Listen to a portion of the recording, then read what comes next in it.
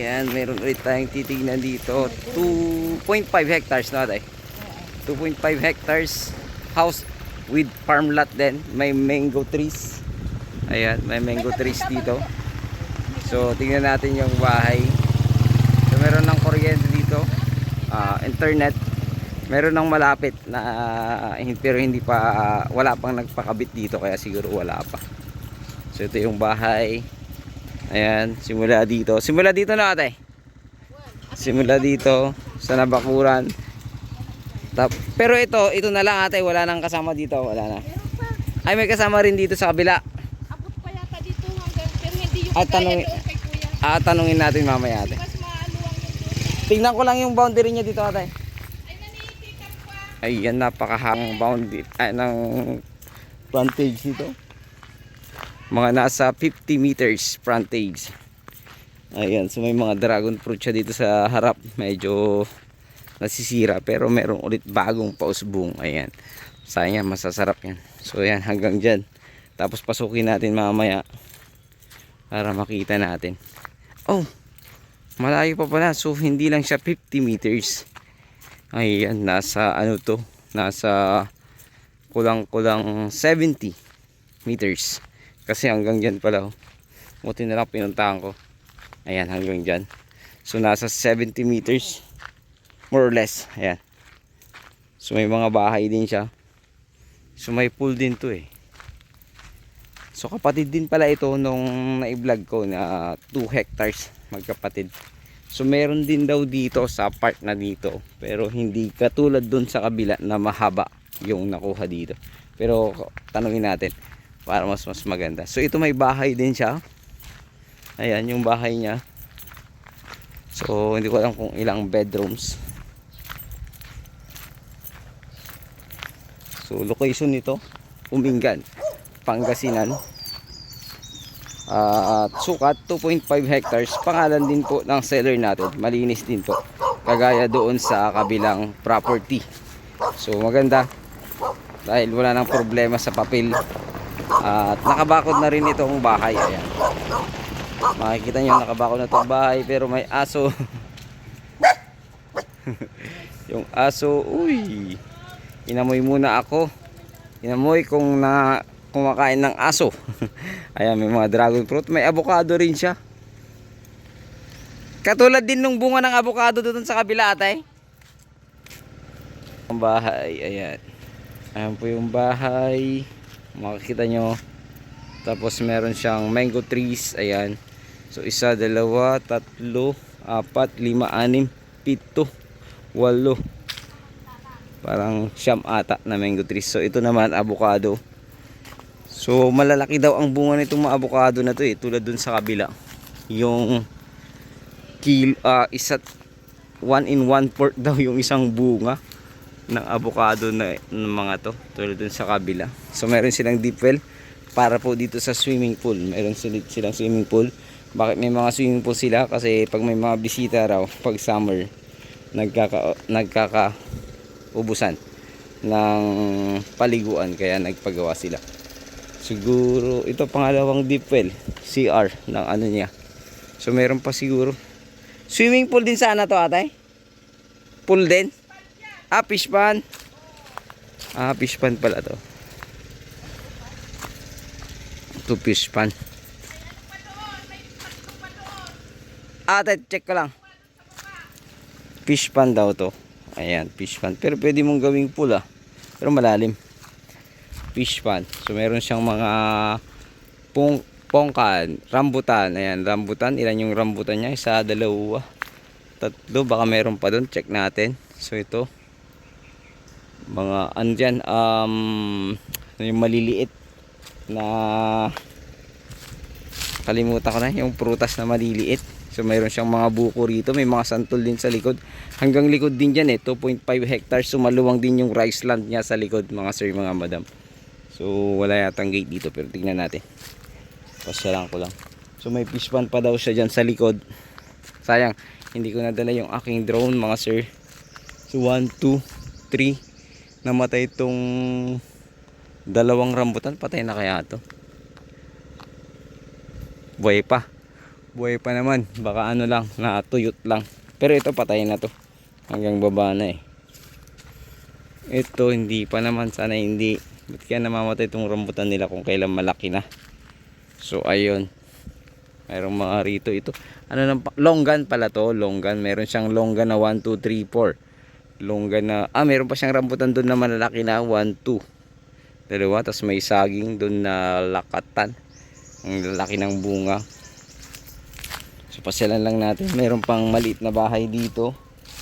So, tanungin natin kung ilang kwarto mamaya. So may naka-stack doon na sasakyan. Tanungin natin mamaya, baka binibenta. Ayan, dito sa part na ito ay may mga rambutan. Saan dito yung mga gamit nila. Wala yatang daan dito sa likod. Sayang naman, hindi natin makita yung likod. So ayan. So marami siyang malunggay. Tapos mangga. At least 8 pieces. 8 pieces na mangga. Tapos ano tong mga to, parang nara tong mga to. So may mga saging, ayan, marami siyang saging. Ano pa ba?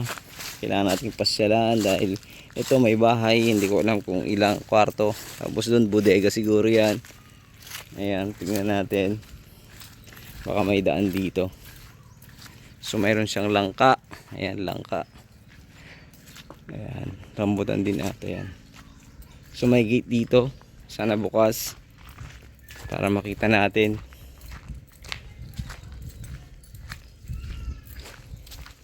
Ay, bukas siya. May fish pan daw dito eh. So may kubo dito. Ewan ko kung baka hindi nakasali kasi ito yung boundary. Ito yung boundary. Tapos pag ganun siya doon, diretso doon. Yun yung fish pan siguro, yung likod sa may santol. Tapos dito marami siyang palay. Ayan, palayan. So may santol ulit. Santol dito sa likod, may buko. Isa. So ayan, napakaganda dito. Yung kanyang palayan. So ngayon mayroon tanim na palay. So nag second crop sila. So ito yung fish pan na dalawa na sinasabi. So bali, isa sa loob, tapos may dalawa dito na fish pan. Dalawang fish pan dito sa likod. Ayan, so hanggang doon kasi ang boundary. Hanggang doon naman. So maluwang ito, 2.5 hectares. Mayroong bahay. Parang dalawang bahay yun, dalawang fish pan sa dalawa. So walang tubig. Santol lang yung nakatanim. Tapos ano ba tawag yan? Buko. Ayan, buko. So tara, balik tayo. Ayun, ulitin ko. Ito yung rice land niya. Ayan, yung boundary niya doon. Tapos pag ganun siya, tapos hanggang doon yung boundary niya. Kung ano yung lapad din daw niya, yung din yung ano. So 2.5 hectares, hindi ko alam kung ano yung boundary niya sa likod. Walang sumama sa atin na may-ari. So may bahay dito sa likod. Ayan. So tanungin natin kung ilang kwarto yan. Tapos yung sa harap. So may mga mango trees siya. So presyo nito, sabi 8 million. Tanungin natin kung yun pa din yung presyo ng ating seller. 8 million. Negotiable, hindi ko po alam kung negotiable. Usapin na lang natin ng personal. So yung mga sinasabi ko pong presyo sa inyo ay yun po yung gusto ng seller natin. Pero pag may nakausap silang buyer naman, siguro mag-iiba. Or hindi ko alam kung magkano yung mga ibang vlog ng mga vlogger dito. Kasi ngayon ko lang to blinag, matagal lang sinasabi sa akin to. Pero ngayon lang tayo nagkaroon ng panahon. Ayan.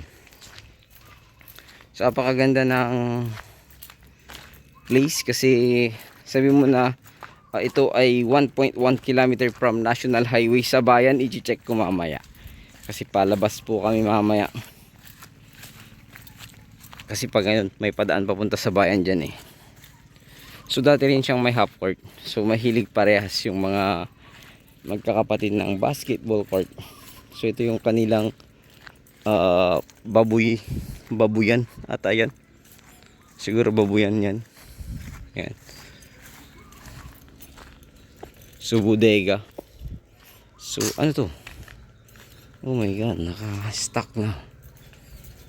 Pati sasakyan, titingnan na natin. Baka mamaya ibenta to. Uy. Tapos mga motor. Ah, ito yung babuyan. May babuyan sila dito. Tapos may naka-stock na motor. Ayan. Siguro yan. Kambing. Kambingan. So, JLX. Mitsubishi. Baka binibenta. Tanungin natin. Baka ibenta sa atin. So, ito yung babuyan. 1, 2, 3, 4, 5, 6 na pwedeng pag-aalagaan. Kung gusto mo lang mag-alaga, mga sir, mga madam. So, ayun. Aklat na tong ano, sasakyan. Tapos ito, bodega nila. Bodega, lalagyan ng mga pagkain siguro ng mga baboy. Ayan. So, ito, meron siyang half court. Half court kung sakasakali. Tapos ito naman, Chico. Ayan, Chico, mga mangga. Kuyabano. Ayan, may CR din dyan. Para siguro sa bisita. So ito yung kanyang bahay. Ayan. So apakaganda ng property rin na ito mga sir, mga madam. So may aircon din. Ewan ko kung ano yung may aircon. Sir, ilang bedroom to? Ilang bedroom to ate? Dalawa lang to. Tapos yung sa likod ngayon po? Dalawa din. So parang 4 bedrooms no. Maluwang siguro ang mga sala at saka kusina. Pwedeng makita yung loob ate. Tingnan natin. Dito na lang.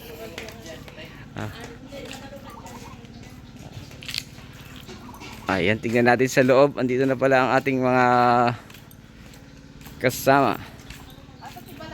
Ate, tingnan ko nga. Tingnan ko nga sa loob. Nakita mo yung nandun. 2 bedrooms din daw yan ate. Tapos 2 bedrooms din daw ito. So parang 4 bedrooms lang. May ano din. Kalamansi. Ayan, pasukin natin tong bahay. Ayan, pasukin natin. 0.5 natin para mas maganda. So mayroon siyang balkonahe. So pasukin ko.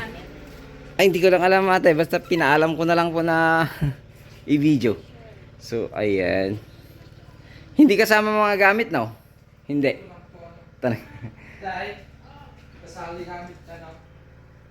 Hindi. Ito yung kanyang dining. Kung ano yung kasama po.